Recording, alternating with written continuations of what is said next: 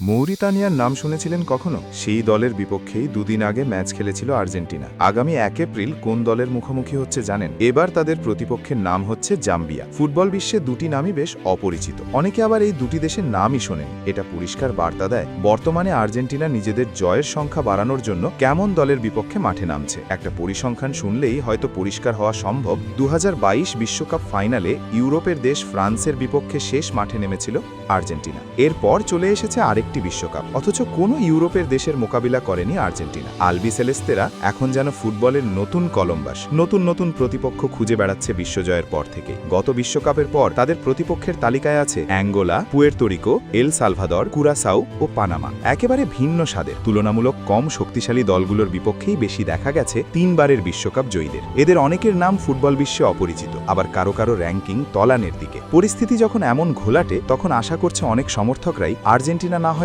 পরের ম্যাচটি বাংলাদেশের সাথেই খেলুক। করাটা খুব বেশি অস্বাভাবিক নয়, বরং এমন প্রত্যাশা করাই স্বাভাবিক। যারা এমন তলানির দলের সাথে খেলতে পারে, সেক্ষেত্রে বাংলাদেশে আর অসুবিধা কই? 2011 সালে তারা বাংলাদেশে এসেছিল, তবে সেবার নাইজেরিয়ার বিপক্ষে মাঠে নেমেছিল মেসিরা। এর মাঝে জোর গুঞ্জন উঠেছিল বাংলাদেশ চেয়েছিল আর্জেন্টিনাকে আরেকবার আনার জন্য, তবে সেটা আর হয়ে ওঠেনি। বর্তমানে যেহেতু আর্জেন্টিনা সবার বিপক্ষেই বেশ সহজে খেলতে রাজি হয়ে যাচ্ছে এবং ফুটবলের সব অপরিচিত ও দুর্বল দলের সাথেই খেলছে, তখন কি খেলবে বাংলাদেশের সাথেও? সেই আশায় প্রহর গুনতেই পারে সমর্থকরা। ফুটবলে তো আর না বলতে কিছু নেই, হয়ে গেলেও হয়ে যেতে পারে।